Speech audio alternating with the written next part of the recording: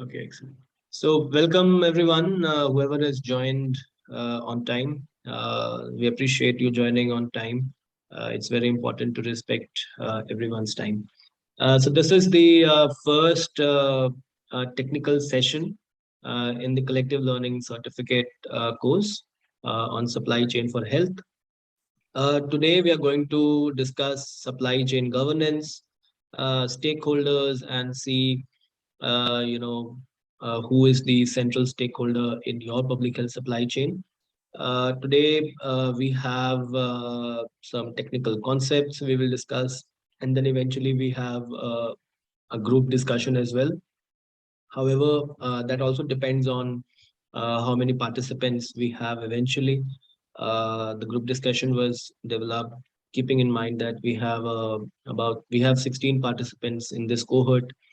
So if everyone joins, then we'll have 8 each in 2 groups. But let's see how many people join. If there are less number of people, then we can do it together with everyone, or we can do it in 2 groups.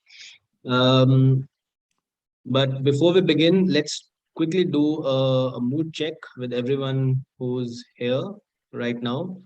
This is a very small, quick exercise that we do just to understand how you're feeling right now or how you're feeling today.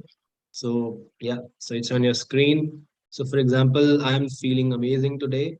And let us know how are you feeling today. Sometimes some days are not that good, but then some days we make them amazing. So it's important for us to also know how you're feeling, so that if you're not feeling too well, then you share that with us, and maybe it reduces your pain and you are in a better mood. Excellent. So we have 29% saying amazing and 43% saying good. So that's good. So I I'm happy that no one is feeling low. That's more important. So very quickly, what's happening this week? So this is the first week of the course. Again, I encourage everyone to log in to the Hive platform because the main content of the course is there. I hope everyone is clear about how to log in and participate in the course. If you have any clarifications, if you have any confusions on how to do that, please contact Priyanka. I hope everyone, you have her email ID. Priyanka, if you can also again write your email ID on the chat. And Yeah, also sure. please give your WhatsApp numbers to Priyanka. We have created a WhatsApp group for everyone where you can share your issues, problems, or anything related to the course. Now, this week, the first week, 2 modules you need to complete. Module 1, Introduction to Health System, and Module 2, Introduction to Public Health Supply Chain.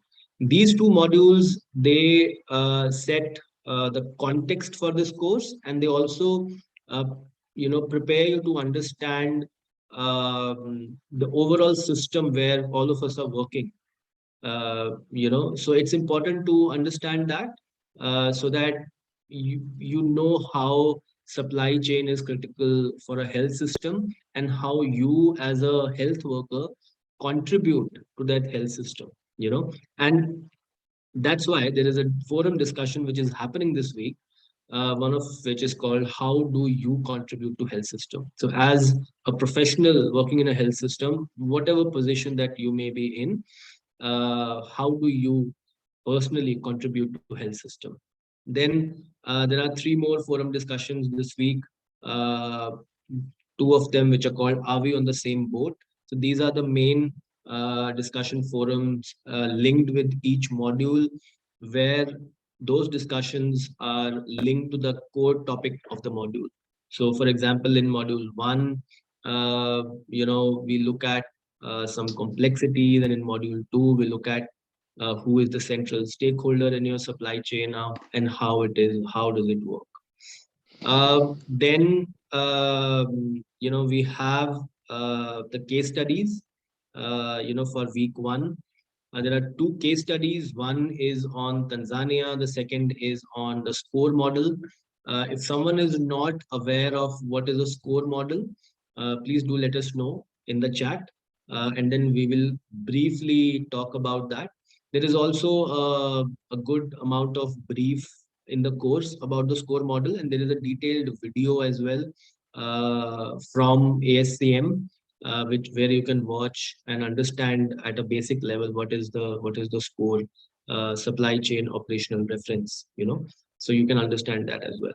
And then finally, at the end of this week, you have an assignment which also links with today's classroom session, where you need to sketch out and map the supply chain of your country, specifically showing the flow of products, the flow of money, and the flow of information. So that's where you end this week, and then move into the next week where we will learn forecasting and we'll learn product selection and forecasting and quantification. Thank you.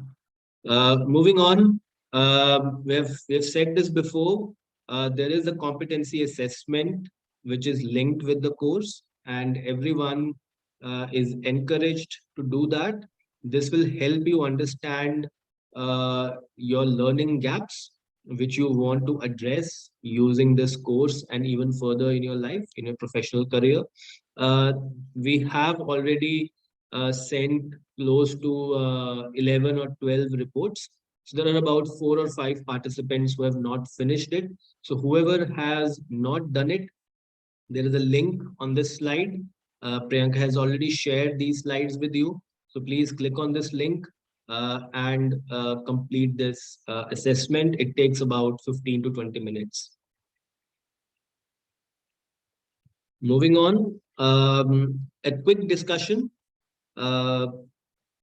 And this is related to the forum discussion we also have on the platform.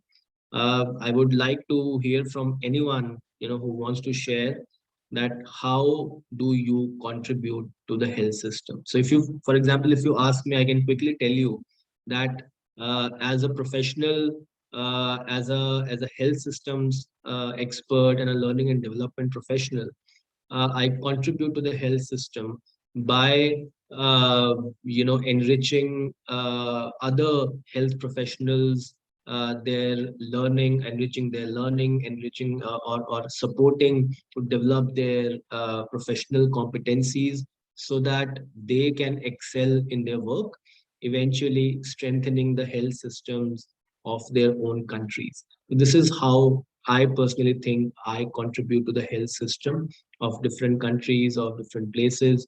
So this is just one example I wanted to share. If anyone is willing to share other examples on how they contribute to the health systems, please, this is very appreciated.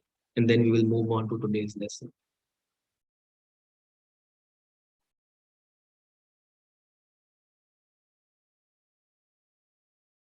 Anyone? I want to contribute. Yes, please, Lamin.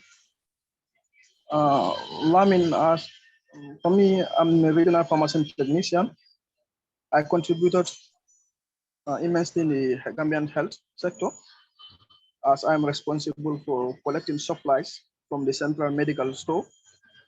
And after collecting supply, I receive the supply, put the supply into the database, and fill them on tally card, that is stock card. From there, the facilities I supply them, and from supplying the facility, I also go for supervision and monitoring those facilities.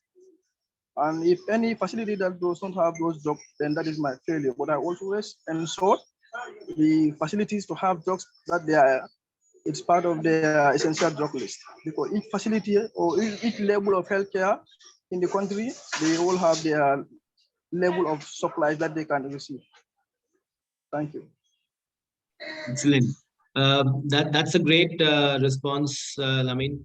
And so if I have to summarize your entire role, you support and contribute the health system of your country by making sure that health supplies are available to the patients, eventually making sure that the health of the patients are, um, uh, they're in a good health, for example. So that's in summary how you contribute to the health system. But then there are a lot of things that you do.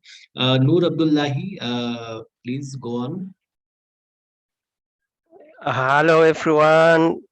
Thank you for hosting this. And my name is Noor Abdullahi from Somali. And just going straight directly to just say a few words about how I would contribute to the health system. And I'm responsible for 10 region supply and supply management of 10 region of 18 regions in my country, and mostly I'm managing the central warehouse. And my role and of this also and include this capacity building of downstream and downward strip of supply chain and to the health facility level in terms of supply management and reporting and also data accuracy and also the dashboard updating all that. And having said that, we are also responsible to deliver supplies on time across the country and assess and the accessibility of the areas.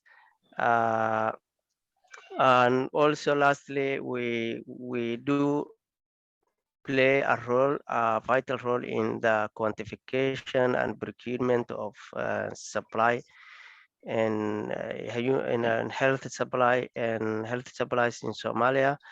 And this is, I can summarize some of key areas I am involved. And lastly, we are focusing this year also to strengthen the whole and health system. And part of that, we are also and part in doing our contribution to and build a strong in logistic information management, and for the first time for some years back. Over to you. Okay. Excellent, excellent, Noor. So again, if I have to summarize, I see that majority of you all here, all the participants, you are logistics professionals, supply chain professionals.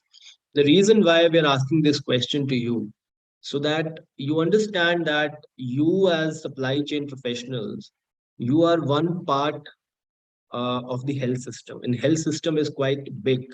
And you see in the module one of the course, we define what a health system is, what are the components of health system, and where does supply chain come in within that health system.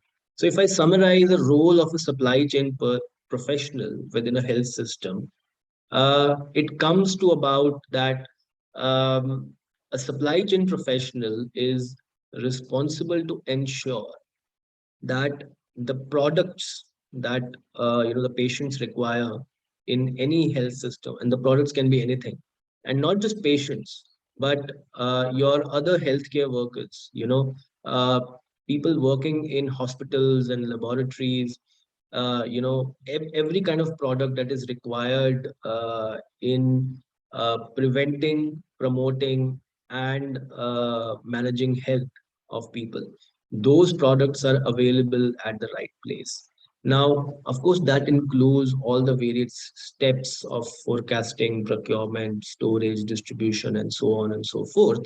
But as a supply chain professional, your primary job is to make sure that any product that is required in a health system is available at the right time, at the right place, at the right cost, uh, in the right quantity, and all those six rights. So that is your key contribution to the health system. Similarly, like if we compare this with a physician, a doctor, their role is different. If someone is treating patients, their role is different. So it is very important to understand as a supply chain professional how you personally, not your department, not your office, not your organization, you personally. How do you contribute to the health system? Okay. So on that note, let's move ahead. And I think, yeah, so Gilles, over to you for the next part of the session. Here, I'll just stop. Thank you. Thank you, Sanjay. Thank you, everyone, for the contribution. And indeed, we all contribute in different manners to the global health system, and the local and the global health system. So thank you all for your contribution. Today session is to recognize how public health supply chain are governed at country level. So we are looking at stakeholders, but we are looking also at the overall organization of the supply chain in the country. So we'll do two parts, a very global part first on centralization, decentralization, and then we'll move to more kind of organizational step-by-step review of the supply chain. The session flow is we present some concept, and then we try to exchange questions, provide details, and then there are some polls also, and we'll do some group session. We'll do a group work at the end. I think we've now reached a number of participants, which is large enough to conduct the group work at the end. You know how we exchange information. If you want, you can raise a hand on the Zoom place at the bottom on the Zoom menu, and then we try to have a discussion. There are some specific time for Q&A, but please feel free to raise your hand anytime. We always value interactions. When question comes, when there are some comments you want to make, don't miss an opportunity to make them. So to start, as we say, we're going to have a kind of very broad, very generic look at how a supply chain can be organized, a public health supply chain can be organized. And in fact, there is no big revolutionary terms here. And a system like many policies or policies, or organizational system, whether it is a commercial system or you have one element which is very, very important to understand when you're looking at a system is how much is it centralized and how much is it decentralized. And this will very often determine how the system can be optimized, how it should be run, trying to understand where are the various powers, where are the various decision centers. So if you look at the national health system, public health system, basically you have three levels. The top level is what we could say the federal government, national government. So it's really the overall national / federal government center. Then you have a state, province, country or county levels. And then you have the hospital, the health facilities. So we can see those three levels in and try to organize how the decisions and the authority can be done. So if you look at a centralized system, which is the one which is shown on the left side of the slide, you have all the systems which are managed and designed by a central authority. This is where you have the Ministry of Health, Central Ministry of Health. It can be also other ministries which are influencing how the supply chain is run. For instance, the Ministries of Budget or Finance, Ministry of Finance, who can have their say in how drugs are being provided. And then all the decisions are taken at the central level. And again, we say all, as you say, in the middle, there is a mix thing. So, there is always a balance, but most of the decisions are taken at the central level. The state country level is here. It exists. You may have also some regional department for health, regional department, but their influence on the entire flow is really secondary. And decisions, maybe they are here to provide services, maybe they are here as a part of the system, but most of the policies, most of the health policies, most of the budgeting decision, most of the procurement decision, most of the warehousing, the distribution will be held centrally and then directly influencing what is happening at the health facilities, at the hospitals, at the health post, where service is provided to the customer. So on one side, you have a very centralized system. And on the other side, if you go at the other side of the spectrum, you have a fully decentralized system. So if you have a fully decentralized system, then we can take it and look at it from a bottom-up perspective, saying that in fact, most of the decisions will be taken at the local level. So of course, maybe if you think about a fully decentralized system, you could think that at the health facilities or the hospital level, they could take their own decision. And in some places, even the hospitals are very independent in terms of how they manage their budget, how they manage their orders, how they will manage their storing, their warehousing, their distribution. So you can have really up to the health facilities level, a very high level of decentralization. But most of the time, when you have a decentralized system, the policies, the budgeting, the procurement, the warehousing decision, the system decisions are being taken at the state, provincial or county level structure, whether it is a regional department for health or whether it is a state Department of Health. They will take decisions which are autonomous, in autonomy about how they will deliver the health to their population, the health services to the population. And then the federal government or the national government, they will create a kind of more overarching umbrella. They will decide on general policies. They will probably check at how the relationship between the state and the national governments are being taken. But most of the decision will be taken at the state level within the overall national framework.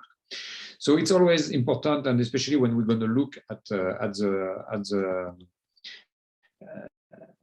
stakeholders and how things are happening in different systems, it's always good to have this centralized, decentralized thing in head.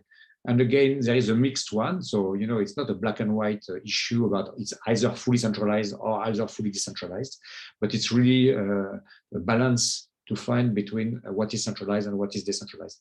And also it can change in time. You may have some time when you have a government who will do a lot of effort to centralize all the decision and all the information, while when political context is changing, you may have governments who will try to invest and change their strategies and move to a more decentralized system. Gilles, a quick point. Also to say Please. that in some countries, you know, governments, sometimes they move from one system to the other. For example, in Kenya, before 2016 or 17, they had a highly centralized structure of administration, including health. But after that, they have done something called devolution, devolving or decentralizing their administrative structures. And after that, the counties in Kenya, they have more powers in terms of decision making. So it also happens. And the opposite may also happen, that from decentralizations, some country may move towards more centralized structure. So it's also important to know that it's not always very fixed. Yeah, I mean, if we want to be a bit cynical, and sorry for that, because nobody wants to be cynical, it's very easy for someone who has to do a strategy. For instance, if you think your system is not working well, and then you're under pressure to develop a strategy and to to show that you're acting, to show that you're doing something to try to improve the situation. Well, we say, you decentralize what is centralized, and you centralize what is decentralized. So yeah, it sounds a bit cynical, but you will see there's a bit of that sometimes in the decisions which are made. At least when you say, oh, we are going to decentralize health, everybody claps their hand. Yeah, great, we are going to decentralize, this will work better. It doesn't mean you are going to solve the issue. And sometimes you will solve some of the issues, by being closer to the ground, making the decision closer to where the needs are. You can help, but it can also be sometimes a loss of optimization of processes that you can, further enhance and strengthen by bringing them into a central level for making decisions. So again, there is not good or bad situation. It's just to make the right choices and the right organization and understand how stakeholders can engage into this system. So quickly, since we're talking about, we'll have time for question and answer on this, but maybe just as a very quick catch up of the situation to see from where you are. If you look at your own system, would you consider your system as a centralized, mostly centralized system? Would you consider it as a decentralized, mostly decentralized system? Or would you consider it as a system which would be mixed? Please answer quickly to this. Of course, it's not a question of right or wrong answer. It's just to see how you perceive your own system.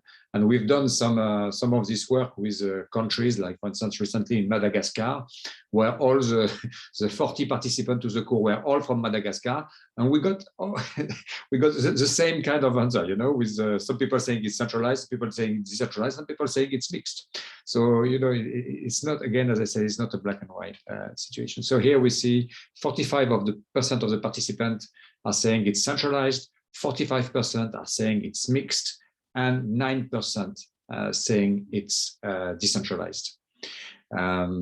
So thank you for that. We see that, for instance, is there some, maybe we'll discuss a bit more about that after, because for instance, in Nigeria, and I think we have 3 or 4 participants from Nigeria here, Nigeria would be considered as a decentralized system with a strong power from the state, strong decision making from the state. So that's why I'm surprised to see a limited number of responses from the decentralized system. But maybe if we have some Nigerian friends who are online today, please be ready to make your case, please. One point that also we want to discuss when we start to look at stakeholders, and we're going to spend some time trying to understand who are the central stakeholder now in your supply chain. It's 2 elements that can help us also to understand, in line with who's making choices and what is centralized and what is decentralized. It's the element of accountability and the element of responsibility. So the central stakeholder in your supply chain will influence very strongly the supply chain processes by defining the policies, the organizational processes by defining who are the different structures involved in the decision making for allowing supply to be delivered to the beneficiaries or to the health post, and also will have a very strong role in influencing how the stakeholders are going to be organized. And we know that one of the issues with the health system is the multiplicity of the stakeholders. What makes a health system complicated or complex is the number of stakeholders who are involved into this health system. So for instance, if you take most of the countries, of course, you have a central actor who is going to be accountable for the efficient delivery of health. And that's very often the Central Ministry of Health. They are accountable for this. They are defining the policies, they are defining the structure, they are defining the framework within which everything will happen. But are they responsible for the operational delivery. When you have, for instance, let's take the example of the, well, let's not take the World Health Organization because it is also a bit different. But let's take, for instance, UNICEF or the Global Fund, who are coming to implement operational program in a country. Then they take full responsibility for that particular program. If UNICEF implement a nutrition program in a specific country, they will have to be held responsible for the quality of this program that they implement. But the accountability will always remain with the central stakeholder within the country. They are accountable not for the operational delivery of the project, because they are not directly responsible for that, but they are accountable for how the stakeholders are working together, for how the stakeholders are included within the organizational process, which means how do people talk to each other, how do people interact with each other, and with the efficient supply chain processes, which are including, for instance, as we'll see in the end, flow of data, flow of data, flow of information, flow of product, flow of finance, how the budgets are being shared between the various sectors. So those two elements of accountability on one side and responsibility on the other side is also a very important element to keep in mind when you want to understand your overall supply chain. Because you have this element of centralization, decentralization, then you have this element of accountability and responsibility. And this links to, on one side, a policy approach to how you are going to organize your supply chain, and then obviously an operational approach about how you are going to deliver product. And it's the same for supply chain. When we think about supply chain, we think immediately about the operational process. We think, okay, we have to move boxes of product from A to B so that people are getting their product at the end. But it's not only that. This is not going to work if before that you've not thought about how information is shared, how the finance are going, the budget, the money, the finance are going to be circulating among all the actors which are organized.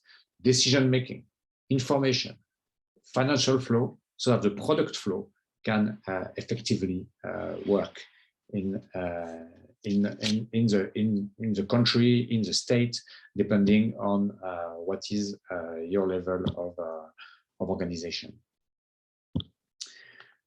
So I think we have another poll here, but I'm not seeing it appearing. So anyway, the poll is about just one question about the actors Can you launch the poll, Sanjay, or is there an issue? It's about who are it's about the various stakeholders which are in your country. Do you think, for instance, manufacturers are part of your supply chain? Pharmaceutical manufacturers, which can be very often in various countries, in another country, sometimes in another region, sometimes in another continent of the health, of some of the health post-health facilities that you have. Do you think that they are part of your health supply chain?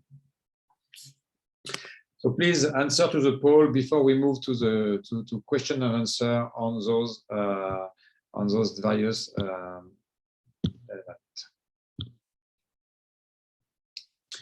Do you consider the pharmaceutical manufacturer as part of your supply chain? Yes, they are interesting part of the health supply chain. No, they are considered outside. Yes, they are interesting part of the supply chain. And indeed, thank you very much. One answer, 9%, which is probably one answer. I'm not sure. Yes, the answer is yes, of course, they are completely part, even if they are on the other side of the world. Even if you never have a direct physical interaction with them in presence, the pharmaceutical manufacturers are part of the supply chain. They are a very important part of it, particularly because for a lot of, they are key in defining lead time. Lead time, you know, lead time is the time that it takes between an order being placed and the order being delivered. So that's what we consider the lead time. Depending on where you start the order being placed and where you think the order being delivered. But usually what you can consider is once the order is signed and sent, confirmed to the supplier, to the manufacturer, this is when the order is confirmed. You can also consider when the order has been placed from the central government to the purchasing agencies. That can also be when you start to count your lead time. And when it's delivered, it's when it has reached to your central warehouse. You can decide for the lead time when it starts and when it finishes. That's an issue. But what is sure is that when you calculate your lead time, the manufacturer have a key part into the lead time calculation. So here we are. There are indeed an interesting part of the supply chain, and now I think we can have some time for question and answer about those various elements that we've discussed. And to start to initiate our discussion, I'd like to turn to some of our Nigerian friends. And if someone is here from Nigeria, if you can briefly tell us about how you see your health system in Nigeria, how much centralized or how much decentralized is it? What is the role of the state in Nigeria, and what is the role of the federal government in Nigeria? If you can just take a few minutes. Again, we don't expect, the definite answer to life and the universe, but please tell us something. Is there someone from Nigeria here today?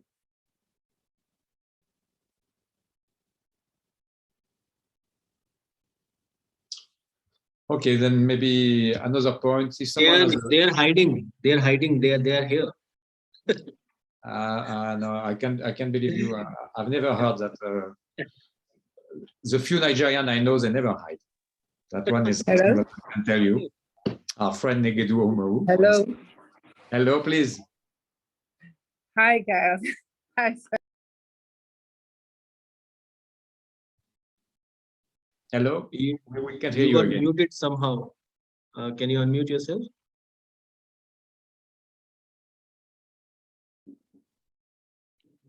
Ahanu, can you unmute yourself?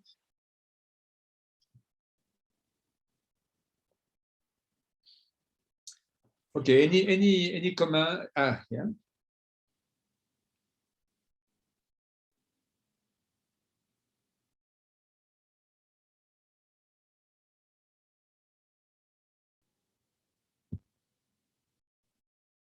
Otherwise, anyone who wants to comment on the centralization, give us some feedback from your country or from the actors.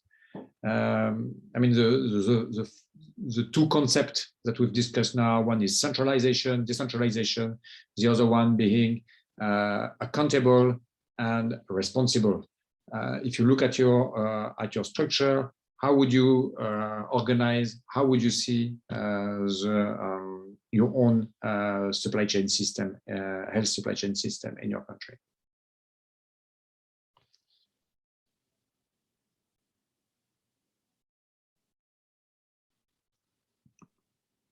Okay, there is no question, no suggestion.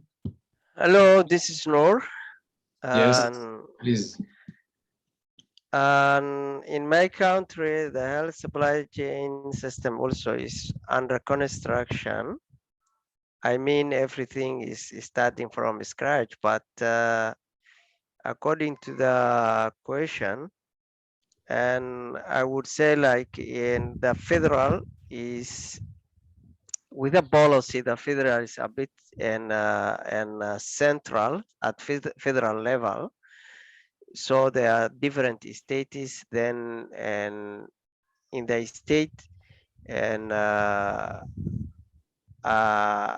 don't know, there's no more accountability state and federal, but they are now acting like and what I can say is as central sometimes, there are a lot of discussions to be to be established, the health system and also a supply chain and system in the public sector. Thank you. Thank you very much for your contribution. Again, as you say, it's not always, you know, there is no straight, sometimes there is no straight answer on this. And as you say, it is in the process of being built. So there are some elements that will shape up. But again, you know, when you see that, and if you are involved at some stage into how it is being built, keep those elements of accountability, responsibility, and centralization, decentralization in head to ask sometimes the right question and to make some useful contribution. I've seen the hand of Kebe, which is raised. So please. Good afternoon, good morning. Good Said Malik Kebe from the Gambia. I will say that in the Gambia is a form of a mixed system. Yeah, because for example, when we are doing the quantification for the Gambia as a whole, we get information from the health facility, from the regional medical store, and gather them to the national level.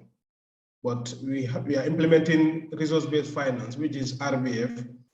The reason why I'm saying it's mixed because in the RBF, the health facility or the hospital can do their own procurement without the central medical store or the Ministry of Health being aware.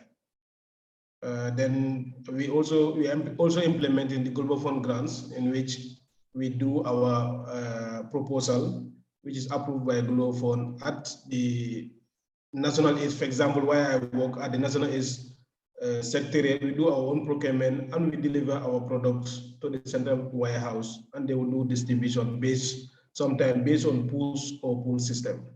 Then in the Gambia, it's form of a mix, depending on how you look at it. For example, the RBF health facility will do their own things without the ministry or without the central medical store being aware of the procurement they are doing. Thank you. Thank you. Thank you very much from this testimony and explanation from Ghana.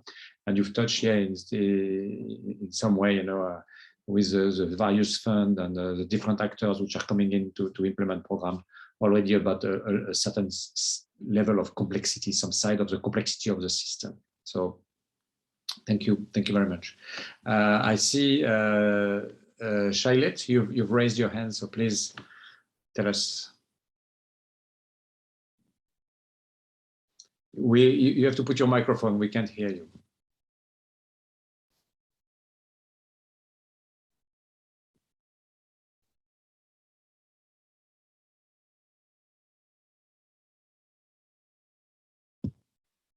Have we lost the connection, Shailet?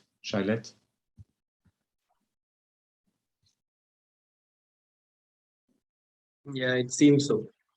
I guess let's move ahead and let's move ahead and yeah, when she'll join. Any other comment, any other question on those elements that we've just discussed? Well, we'll have another time to discuss very soon. So yeah, Charlotte, if you're back, Charlotte, you can unmute yourself. If you're back, Charlotte, we're always happy to hear from you.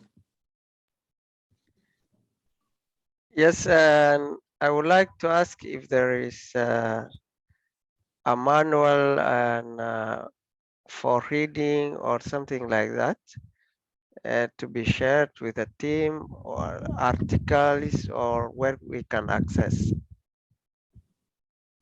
On which topic exactly? There are some resources on the Hive that you can access. If you want a specific article on this element of decentralization, I'm interested on supply chain feasibility. Supply chain visibility. Yes, okay. In how the data flow, all these are structured, or any material about that area. Okay, we'll discuss. We will post it on the Hive.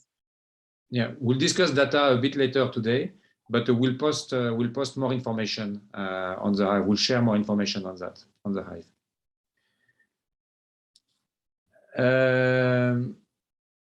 Charlotte, you wanted to comment? I see you're back, so I don't know if you want to. If you had a few words, we can still hear you. You have to unmute your Zoom. So there is a microphone button. It is muted. You have to unmute that. Yes. Now, yeah. Okay, thank you.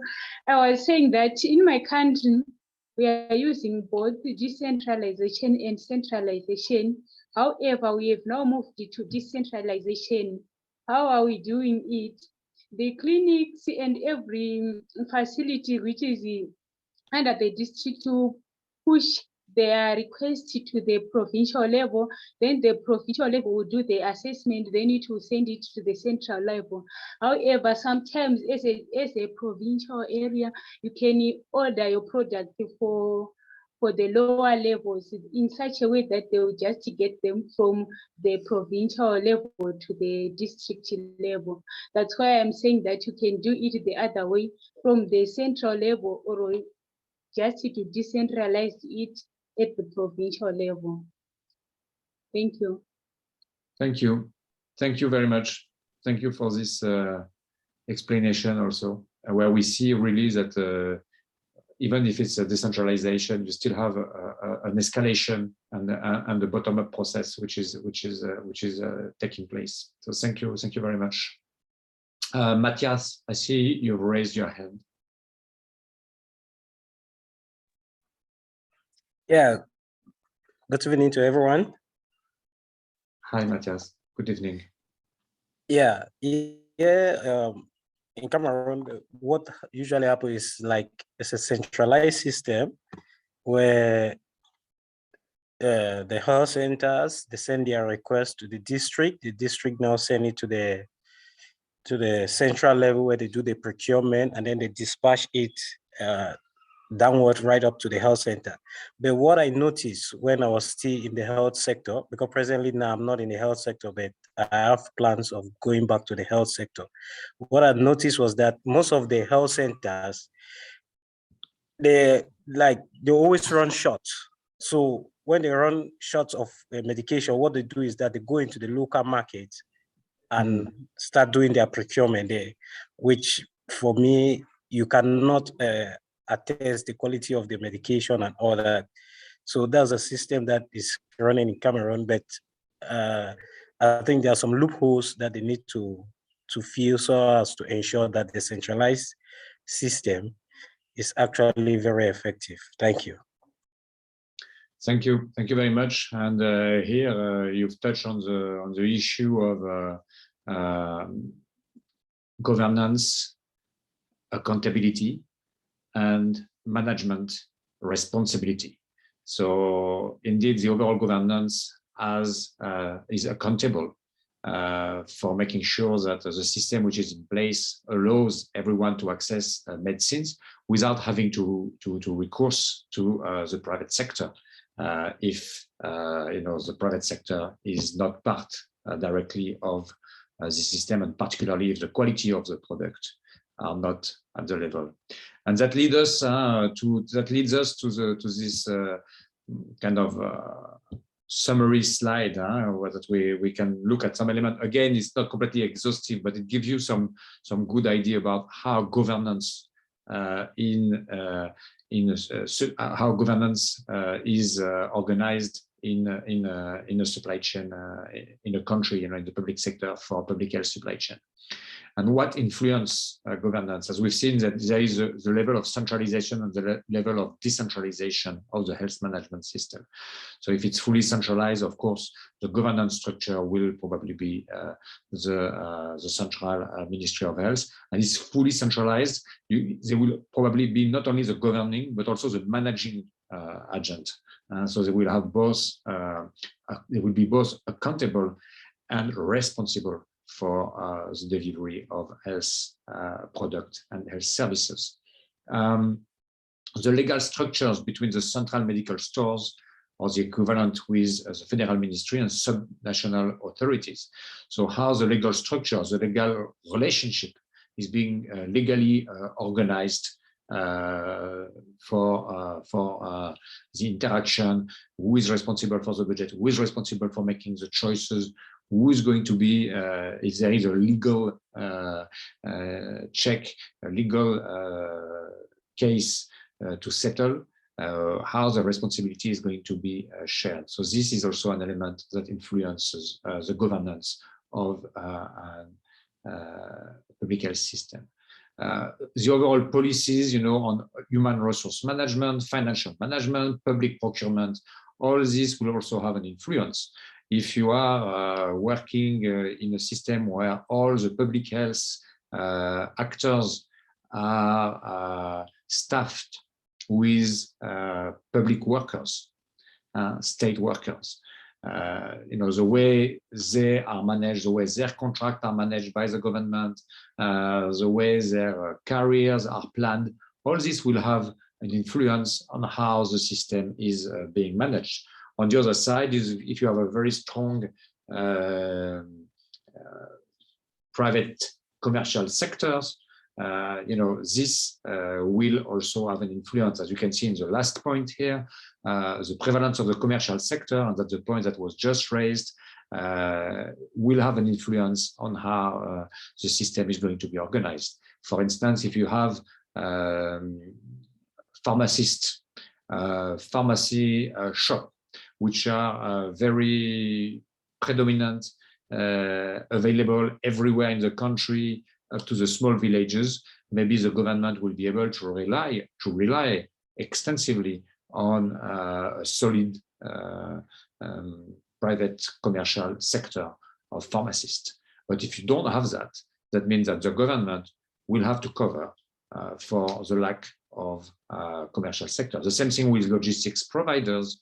We'll see in a future session about how we outsource. How do you outsource supply chain operation? The government may not want to be responsible for delivering supply chain operation if there are very solid logistics, commercial logistics providers, third-party logistics, as we call them, 3PL. If there are strong logistics providers, the government may decide to still keep the accountability of the service delivery, but then hand over the responsibility of managing the operation. So that's really those elements which count. And the last point, which I've not mentioned, is the one of the donor ecosystem in the country. If there is a strong donor ecosystem, if donors are present, whether they are present only financially or if they are present also operationally, as this is often the case, for instance, for UN agencies, who are coming both with money on one side and operation on the other side, we have to see how the government, who is always, at the end of the day, the overall accountable unit for the health system, but how do they hand over, how do they delegate responsibilities, operational responsibilities to some of the partners. So all these elements create really the complexity of the health system, where everyone needs to really understand how the different actors, how those different elements which are here are going to influence accountability and responsibility. So one question today, just to finish this first part, this first very broad global vision about the health system. One key question that people can interact on. What challenges do you see in the supply chain organization does not have full authority on public finance, procurement, human resource management? So now we will very quickly take a few points, if you have, on the central supply chain organization, the procurement agency, supply chain, the logistics central. Do they have full authority on public finance, on procurement, or human resource management?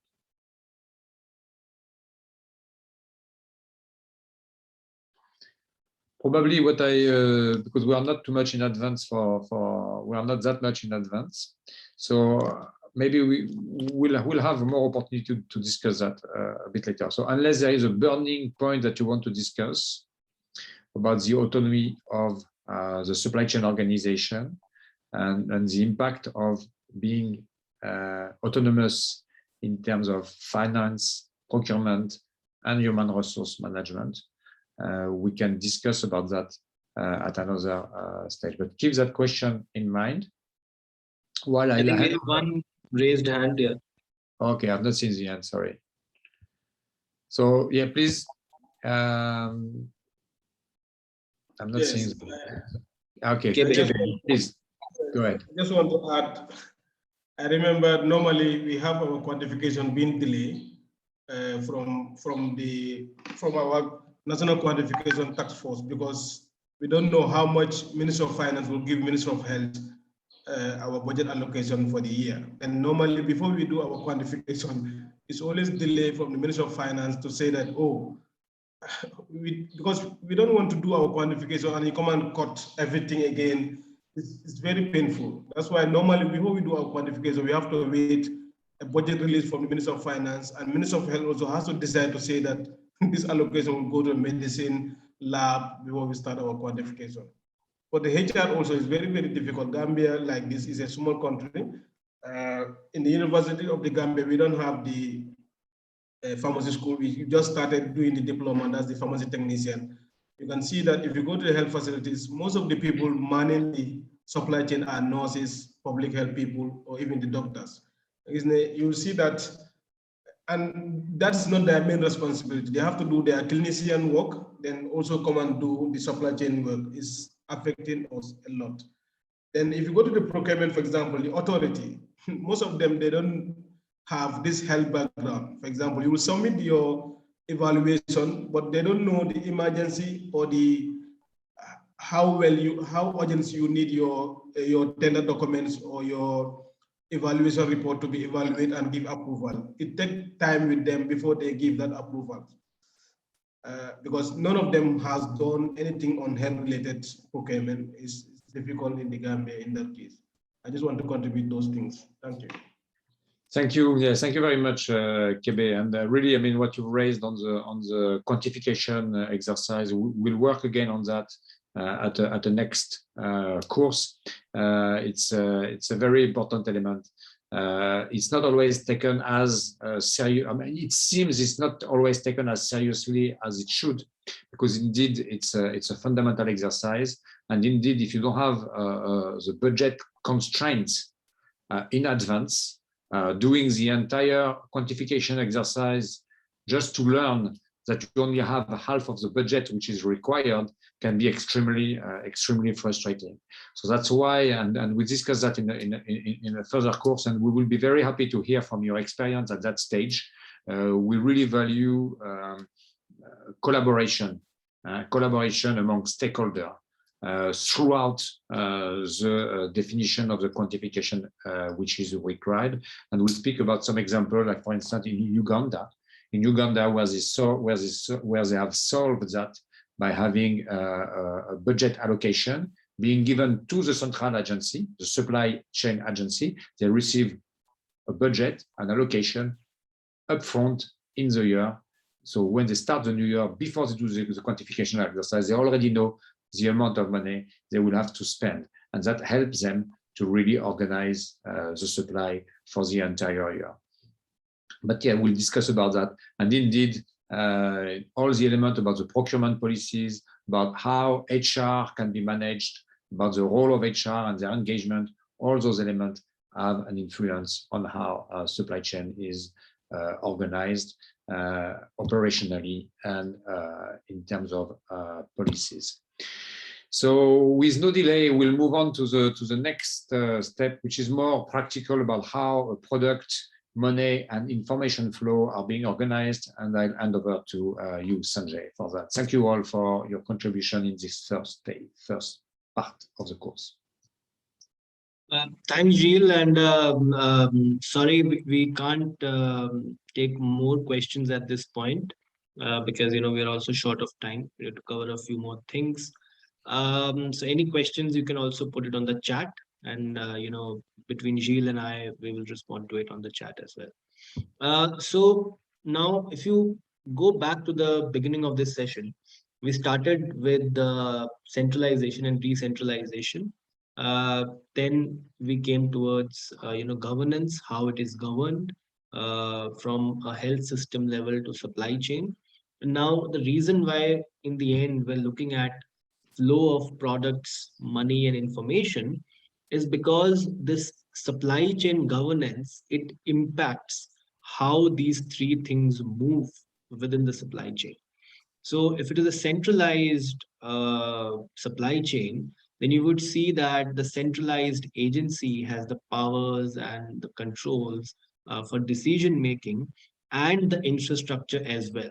So for example, if you see on the screen, there is a central organization which places the orders either within the country to local manufacturers or to manufacturers who are outside, so that they're importing the medicines, and all those products are first dispatched and stored at the central warehouse, which is the central location where all the products are received and stored.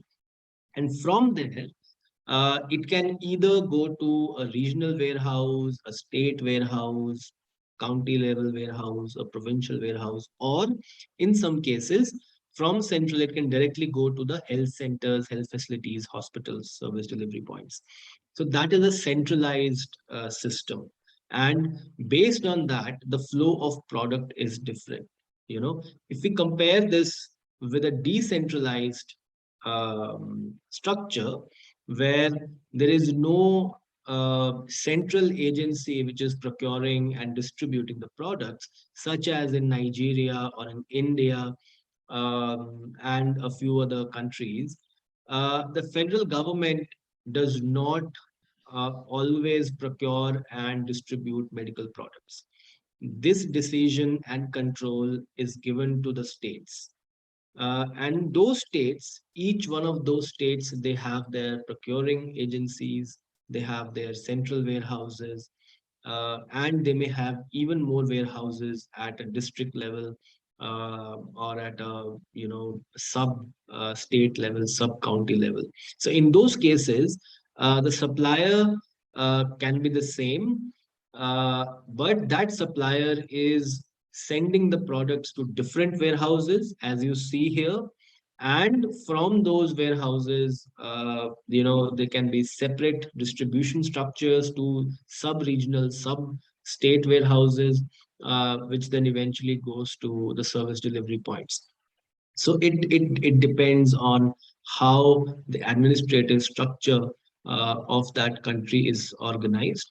It can also happen that it's not a big country, but still the procurement and warehousing and distribution is happening in a decentralized manner, where each node, so in supply chain, we call them nodes or tiers. So each node is procuring, warehousing, and transporting the products for themselves. So this also creates some level of complexities in the supply chain. So again, if I take an example of Nigeria, because when we talk about mixed structures, Nigeria and India, they stand out. So if I take the example of Nigeria again, the federal government is responsible for some programs, with the help of some donors. But the state governments, they are responsible for all the essential medicines. So there are always two streams of products coming into the states in Nigeria, one from the federal government and one from the budget of the state governments. And sometimes the supply chains are also different. And then within the state, it will move from a state level central warehouse to smaller stores to the service delivery points eventually. So again, these two slides that you see here, this is to show you that the governance of supply chain at a higher level, the governance of health system at a higher level, it impacts how products flow in your supply chain. It is not very straightforward that you see that why the service delivery points are not ordering, or why they are ordering, why every state is ordering. you may sometimes be very confused that why there is no central warehouse in a country, or why there is no central purchasing system or a purchasing agency in a country. Why are they not purchasing and sending it to us?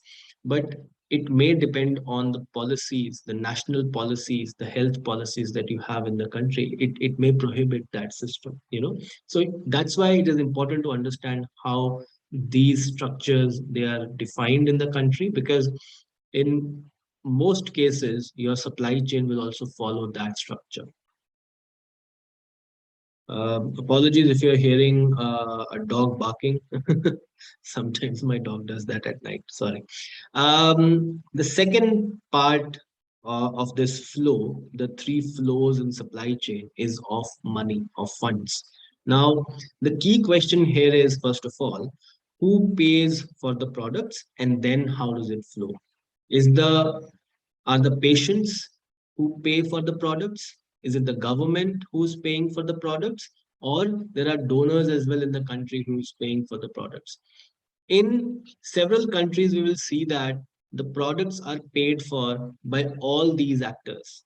But in some countries, you may see that the products are only paid by the patients or only paid by the government.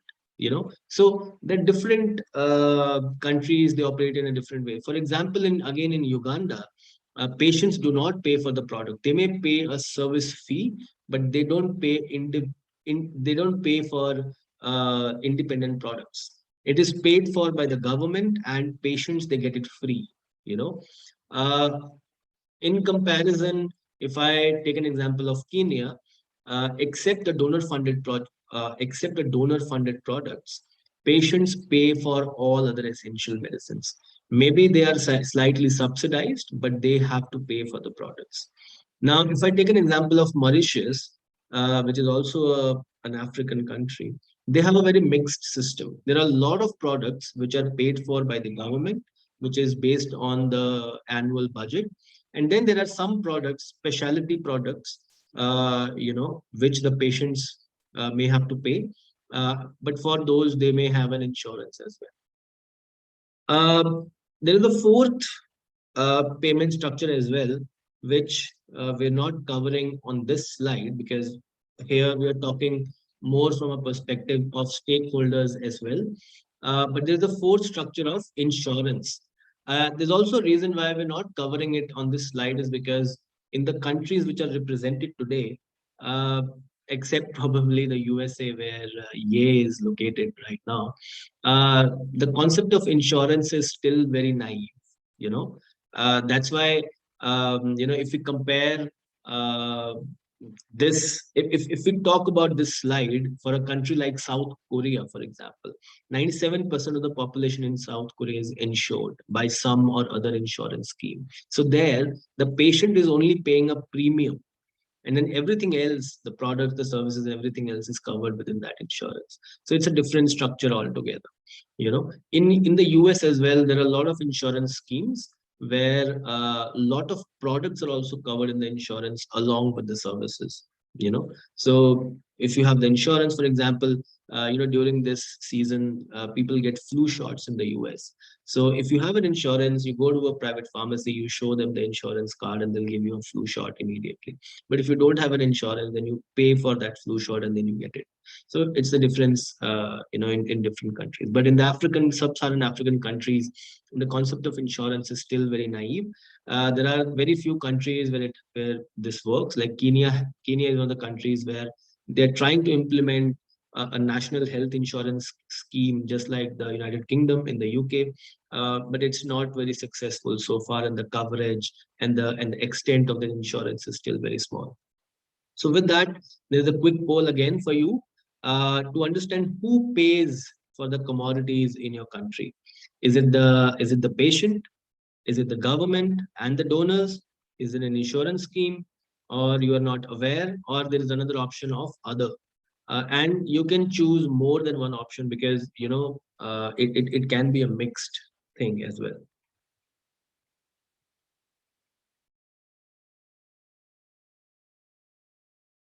So let's do that poll quickly. And then we move on to the final section of today's session, which is on information, where the group discussion is also located.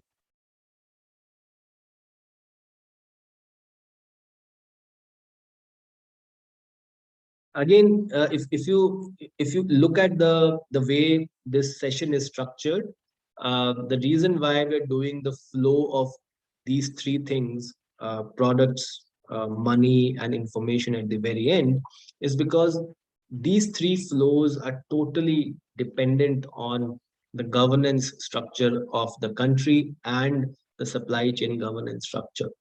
If you don't understand the governance structure, it will be difficult for you to fully understand the three flows. If you just try to understand the flows of products, money, and information, and if you don't understand how it is governed, you will still remain confused of how it happens and why it happens in this way. So in the poll, majority of you are saying that the government and the donors pay for the commodities and patients get it for free. And this is true for all the program products.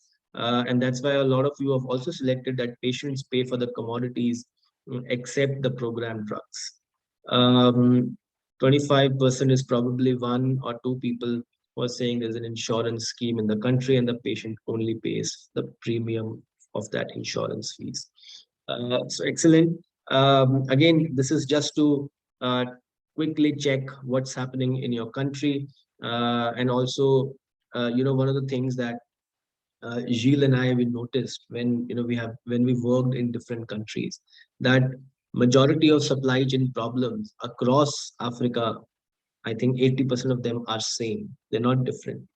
So by doing these polls, by doing the forum discussion that you see on the platform, are we on the same boat? What we're trying to tell you that majority of the problems are same. So how do you solve it? By collaborating. You collaborate with each other and you find the solutions to your problems and you present it to people or stakeholders in your countries because it's more or less the same. There may be slight contextual differences, geographical differences, differences in cultures, differences in religion, but majority of supply chain issues are same across all African countries. So moving on, the final flow of information, data, information. This is a key element in any well-functioning supply chain. As you see on the screen, information systems are key for supply chains. If you don't have the information, if you don't have the data, it's almost impossible to manage a supply chain. There has been a significant investment by donors towards LMIS, towards ELMIS. The many countries, including India, where I am, there are multiple ELMISs running in parallel. I've seen in a health facility, people are running 3 or 4 different systems based on products. Immunization has a different system, essential medicines have a different system, then there is family planning or RMNCH, they have a different system. So people are switching between different systems to enter the data, and that's also not helpful. However, having invested so much into these ELMIS systems, into data interoperability, those kind of things, and for example, Ye is working in something very similar to this. That how do you make sure that data flows seamlessly within the supply chain? However, there is still a high amount of lack of accountability on data collection, reporting, and quality. I mean, there are systems, but then the key here is that there has to be people who are trained how to collect that data, how to report that data, and of course, the data has to be of the right quality. And it's very difficult to manage that. There are very few places where I've seen that people have been able to manage that, and also that's not for a long term, because people do change their jobs. So as soon as there is a vacancy, the people who was trained goes out of the system, this issue of collection and reporting comes back. So with that context in mind, that how data flows within the system, why it is a critical indicator or a factor in supply chain. We want to organize a quick group discussion. We have about 30 minutes for that. Priyanka, while I am speaking, can you organize the breakout group? Make sure the Yeah, timer is sure. set for 32 minutes so that we can come back and then we have a quick debrief. So there was a Word document which Priyanka had shared with all of you on emails. Please look at your emails and have that document ready. What we're going to do in this breakout group is there are two questions which we would like to answer simultaneously. Although I understand that there are people from different countries, but I still feel the issues are going to be same. So first we want to discuss what should be the ideal scenario, ideal, without any country perspective, anything, but what should be the ideal scenario for flow of logistics information within a supply chain. And then we will compare that ideal scenario with the country information system flow that you have in each of your respective countries.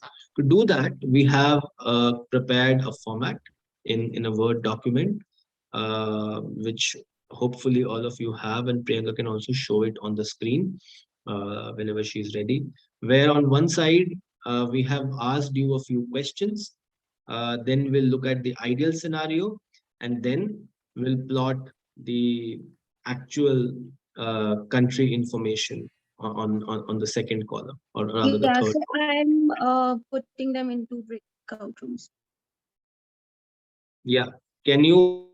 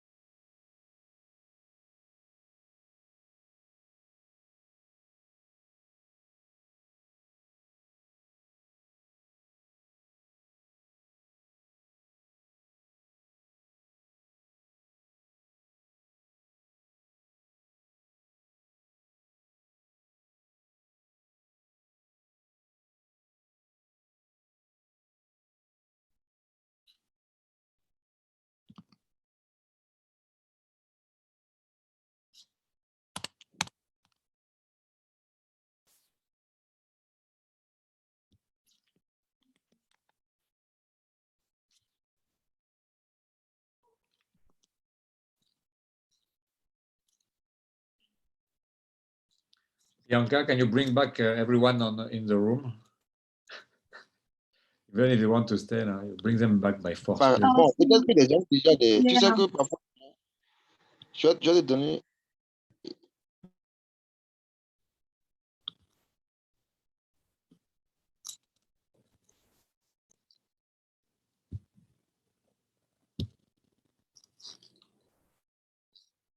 We're waiting for the other group to join.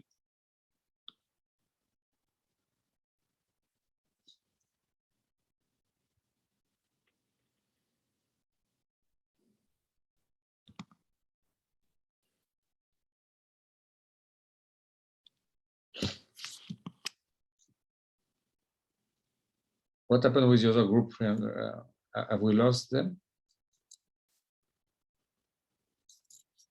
Yeah, I'm just checking with Sanjay.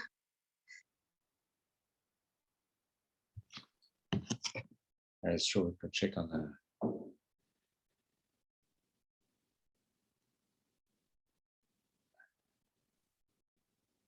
Okay, oops, we all came. Sanjay. Oh, we were scared. Where is the other group? She was very concerned.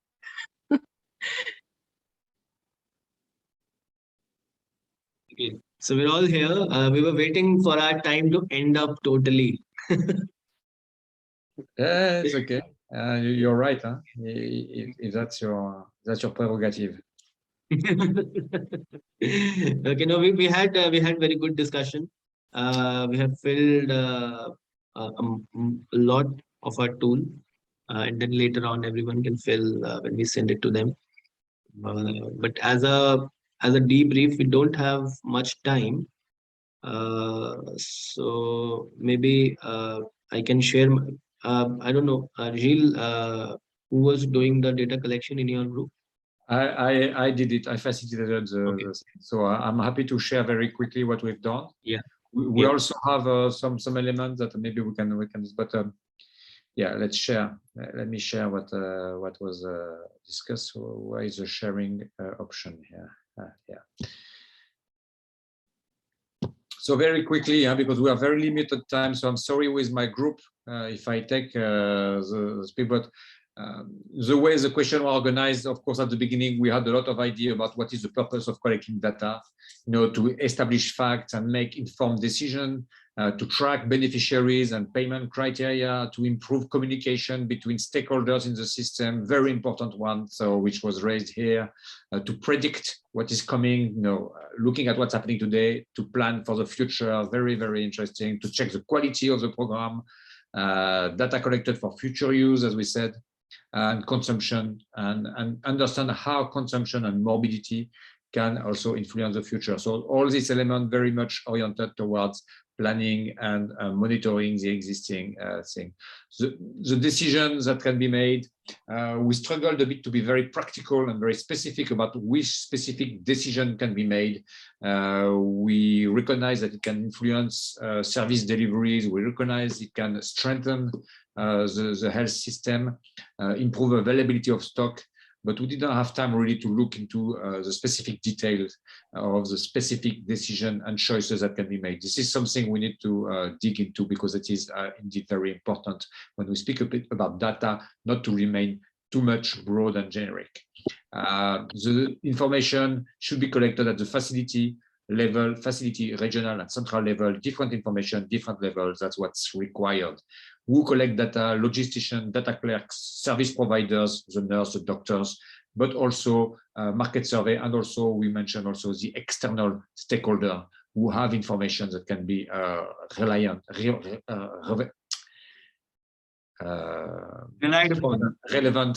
for us. Yeah. We had example of Malawi, example of Gambia, also example of Somalia, also, where HMIS and LMIS have different level of development and are compiled with paper-based and sometimes digital. Information should be kept both digitally and paper-based. It can be used outside of the elements that it can be used for lobbying fund for program in the future or for other program. It can also be used for generic information for the public. And how do we check data quality? We've had some discussion about how it can be checked to improve the quality of the supply chain, so supply chain assessment, and the storage, the shortage. But the main thing that came at the end when we discussed was about comparing the different information that we have in the system, like for instance, comparing service data and consumption data can help us to make sure that the data we have is data with integrity, is effective data that we can use to make decision on that basis. So sorry for the group, I'm not reflecting all the quality of the exchange we've had and the contribution you've made, but I wanted to share that quite quickly because we only have a few minutes. We'll share the content of this plus some of our own thinking on this. Over to you, Sanjay. Yeah. So I think whatever that you have wrote is very similar to the group we had where we were discussing. Of course, we struggled a bit in the first two questions in terms of the purpose and what decisions can be made, just like yourselves. So we discussed about how, in the first place, data can be used to make operational decisions, tactical decisions, rather than strategic ones. And then later, what else the data can do is, to make strategic decisions also using the data, like revising supply chain strategies. And of course, you also talked about information communication. This is also below. In terms of, at what level data must be collected, again, it depends on what kind of data is being collected. So it can range from a service delivery point to a national warehouse and can be a combination of everything when we're doing, let's say, a national stock taking or for a particular product. In terms of who should collect data, we discussed about data collectors, pharmacy personnel, store managers or warehouse managers, and for example, in laboratories, laboratory personnel. In terms of where the data should be stored, they said it should be stored physically if it is on paper, and if it is electronically, then for example, in Gambia, they're already using cloud. So it should be on cloud. How to check data quality, consultation with different types of stakeholders and data triangulation are the two key things, plus very basic stuff to check, like how old is the data, checking the numbers, checking the spellings, because they also contribute to data quality. These were the ideal things in a data governance structure. And then there are some examples from different countries like Gambia, Zimbabwe, Chad, that you see here. So I think all in all, there is a high consensus between both the groups on how data governance should happen in different countries. Now, what we're going to do is we're going to send everyone these different documents, one from each group, and then, like Jill said, some reflection that some reflections from our side. We have also written something in the ideal scenario box, and we'll share it with you all. And then you can reflect on how it is happening at your end. Are you looking at all the questions that has been asked here, or there are some questions which you have not asked?